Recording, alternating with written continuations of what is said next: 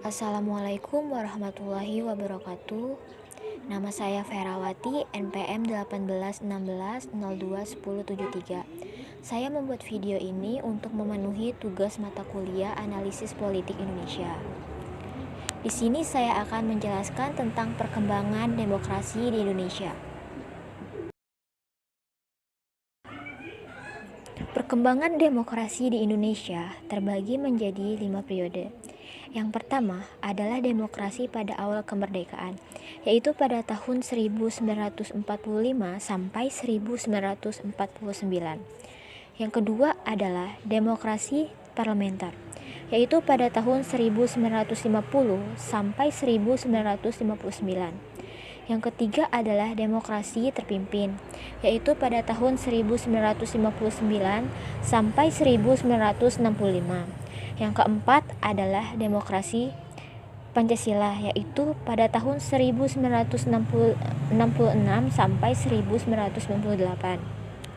Dan yang terakhir adalah demokrasi pada masa reformasi, yaitu pada tahun 1998 hingga sekarang. Yang pertama adalah demokrasi pada awal kemerdekaan. Pada awal kemerdekaan, ketika Undang-Undang Dasar 1945 menjadi hukum dasar tertulis bagi segenap bangsa Indonesia, muncul pergeseran gagasan ketatanegaraan yang mendominasi pemikiran segenap pemimpin bangsa. Semula, gagasan tentang peranan negara dan peranan masyarakat dalam bertatanegara lebih dikedepankan. Gagasan itu disebut gagasan pluralisme. Gagasan pluralisme terwadahi dalam Rapat Komite Nasional Indonesia tanggal 16 Oktober 1945. Komite Nasional tersebut mengusulkan agar ia diserahi kekuasaan legislatif dan menetapkan GBHN, serta hal itu agar disetujui oleh pemerintah. Atas desakan tersebut, Wakil Presiden Muhammad Hatta atas nama Presiden mengeluarkan Maklumat Pemerintah Nomor 10 Tahun 1945.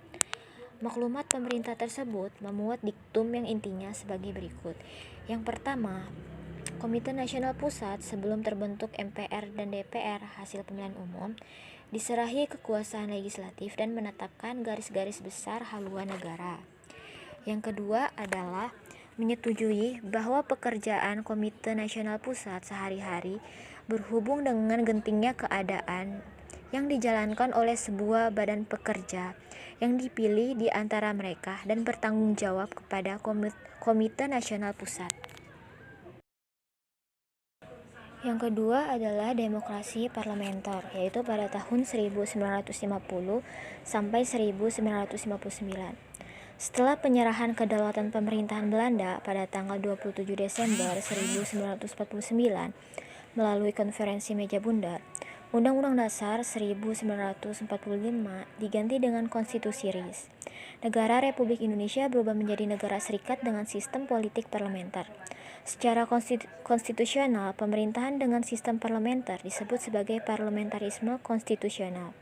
Selama berlakunya Konstitusi RIS, tidak banyak kejadian yang berkenaan dengan demokrasi dan peranan negara. Oleh karena itu, keberadaan RIS hanya 8 bulan saat menuju penyerahan kedaulatan. Sejak tanggal 17 Agustus 1950, Konstitusi RIS diganti oleh Undang-Undang Dasar 1950. Bentuk negara serikat berubah menjadi negara kesatuan. Sistem demokrasi liberal sebenarnya dimulai pada saat Republik Indonesia di bawah UUDS 1950. Akibatnya, jatuh bangunnya kabinet menjadi pemandangan yang lazim. Menurut Rusdi Kartaprawira, selama periode 1950 sampai 1959 terdapat 7 kabinet. Oleh karena itu, berarti rata-rata umur kabinet kurang dari 15 bulan saja. Kenyataannya, seringnya kabinet silih berganti menimbulkan ketidakpuasan di kalangan politisi.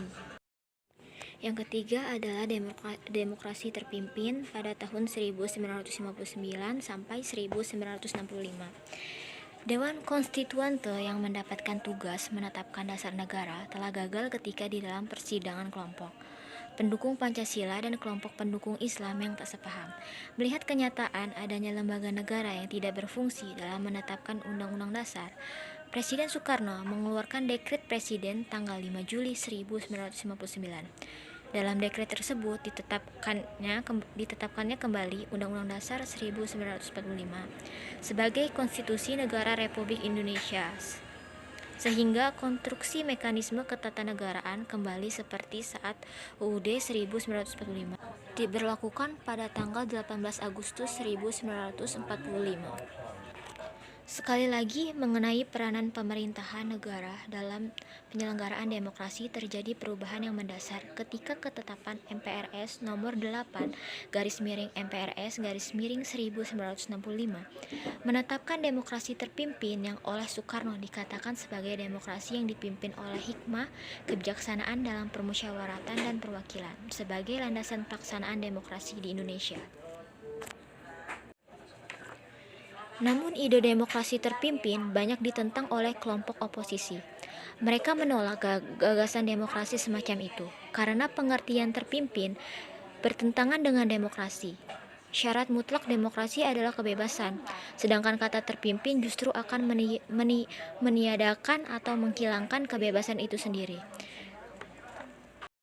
Kemudian yang keempat adalah demokrasi Pancasila. Setelah runtuhnya pemerintahan Soekarno, masuk pada masa Orde Baru yang dipimpin oleh Soeharto. Pada awalnya, pemerintahan Orde Baru di bawah Presiden Soeharto mengedepankan pluralisme dalam menyelenggarakan demokrasi. Namun, format baru sistem politik Indonesia menemui bentuknya ketika ditetapkannya demokrasi Pancasila sebagai landasan pelaksanaan demokrasi. Namun dalam perkembangannya, peran presiden semakin dominan terhadap lembaga-lembaga negara yang lain. Praktek demokrasi pada masa demokrasi Pancasila, nama Pancasila hanya digunakan sebagai alat politik. Kenyataannya yang dilaksanakan tidak sesuai dengan nilai-nilai Pancasila. Yang terakhir adalah demokrasi pada masa reformasi, yaitu pada tahun 1998 hingga sekarang. Pada masa demokrasi era reformasi dengan kekuatan multipartai mengembalikan perimbangan kekuatan multipartai yang berusaha mengembalikan perimbangan kekuatan antar lembaga negara, yaitu eksekutif, legislatif, dan yudikatif. Pada masa ini, peran partai politik kembali menonjol, sehingga iklim demokrasi memperoleh nafas baru. Penyelenggaraan demokrasi kini bertumpu pada Undang-Undang Dasar 1945. Setelah mengalami amandemen secara redaksional tugas, fungsi dan wewenang DPR sebagai perwujudan aspirasi rakyat masih seperti pengaturan UUD 1945 yang lama. Perubahan hanya menyangkut sistematika pengaturan, tidak mengenai substansi materi pengaturannya. Pada dasarnya, DPR mempunyai fungsi legislasi atau pengaturan, pengawasan, dan budgeting atau anggaran.